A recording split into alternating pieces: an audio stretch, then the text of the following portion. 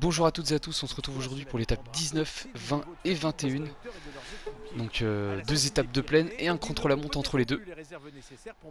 Donc voilà, on va se retrouver je pense directement au sprint intermédiaire avec Peter. Alors on se retrouve du coup à la mi-course avec Peter Sagan pour le sprint intermédiaire. On va lancer, on est à moins de 900 mètres du sprint, enfin de la ligne. Allez, ça devrait le faire. Et il y a quand même du coup Van Der Poel qui remonte, mais c'est bon, on arrive quand même à passer devant lui. Alors on se retrouve du coup à moins de 7 km de l'arrivée.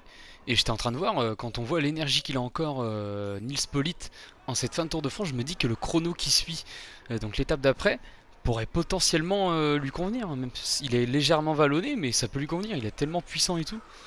Et en montagne il se débrouillait pas trop mal. Donc je me dis que ça peut potentiellement lui convenir. Alors on est bien placé avec Peter Sagan. J'en profite pour vous rappeler du coup dans cette vidéo que vous pouvez également me rejoindre sur TikTok, là où je suis quand même beaucoup plus présent ces derniers temps. Donc mon compte qui compte à peu près 5000 abonnés au moment où je vous parle. Et donc je vous partage les meilleurs moments à peu près du sport français, enfin ou l'actualité un petit peu aussi. Ça dépend des sports. Mais je fais un petit peu de tout, hein, de l'athlétisme, du cyclisme, du rugby, de la natation, enfin il y a vraiment un peu de tout, un petit peu de foot aussi. Et du coup on a 2 km de l'arrivée, ils ont encore, encore une dizaine de secondes d'avance ceux de devant. Et ils vont pas aller au bout, je pense pas a priori, mais quoique on sait jamais. Hein. Et oui, ils peuvent peut-être le faire. Hein. Et ouais, ça va être chaud. Je lance de loin. Arnaud démarre dans ma roue. Ah, j'ai lancé trop loin là, je sais pas trop ce que j'ai fait, je voulais prendre du ravito, mais à mon avis ça va être compliqué. Et bon, on va finir quand même assez loin du coup. Hein. Bon, fort heureusement, Van Der Poel ne va pas prendre trop de points. J'ai vu, il était devant moi, mais ça devrait le faire. Ah bah fallait s'y attendre dans cette fin de Tour de France à ce que l'échappée aille au bout, malgré que pourtant j'ai fait rouler mon équipe assez fort pendant une vingtaine de kilomètres. Donc ça aurait pu aider un petit peu le peloton en général, mais visiblement ouais, ils étaient quand même suffisamment costauds. Le groupe, il y avait quand même des bons coureurs, hein. Quand tu vois du Turgis, du Asgreen, encore j'ai pas tous les noms en tête, mais ouais, il y avait du Paché aussi, donc ouais, il y avait des beaux noms. Allez, on va enchaîner du coup directement avec le chrono entre Libourne et Saint-Émilion. Voilà, il est même quasiment plein. Hein. Je le vois pourtant sur le profil du Tour de France, enfin sur le site du Tour de France, il est quand même moins plat que ça, mais bon bah pourquoi pas. Et bien du coup on se retrouve directement dans l'étape des Champs-Élysées, puisqu'en fait j'ai eu un problème sur les deux dernières étapes, donc la 20 et la 21. Donc du coup là je suis en train de refaire la 21, donc l'étape sur les champs. De base je l'ai gagné tout à l'heure. Et l'étape 20, j'ai réussi à faire un bon chrono avec Kelderman et Politt avait fini 11ème. Donc voilà, je suis vraiment désolé, du coup il n'y aura pas le chrono. Et du coup je suis obligé de refaire là du coup à la fin de l'étape sur les champs. Donc ça me dégoûte un peu quoi. Je vous cache pas, mais c'est ça, quand on fait pas de vidéo assez souvent, on fait des erreurs et voilà ce qui arrive. Donc je redoutais la petite erreur d'enregistrement et malheureusement c'est arrivé. C'est vraiment dommage du coup qu'il y ait une étape en moins dans ce tour, mais on verra quand même les résultats, je vous les montrerai juste après.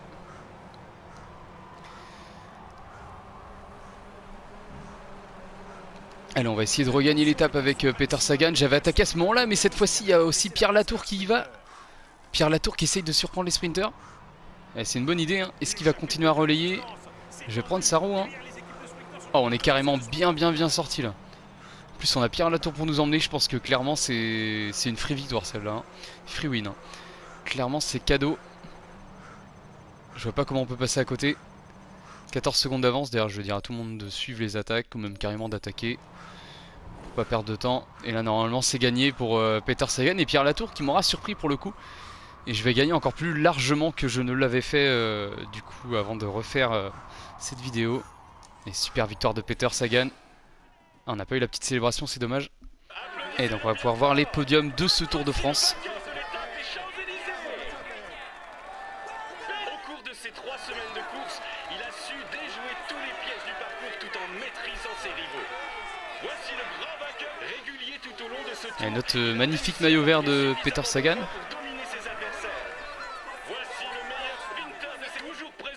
Le maillot à pois de Patrick Conrad. Et le maillot blanc de Tadej Pogacar.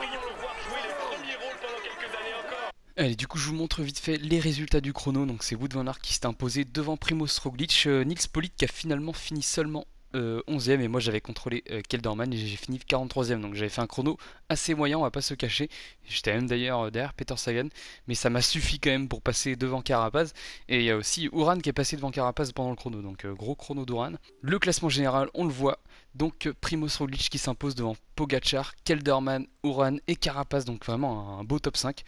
Voilà, il y avait clairement les deux Slovènes et le reste du monde, on peut le dire très clairement. C'était compliqué, mais on a fait vraiment un super Tour de France quand même, hein.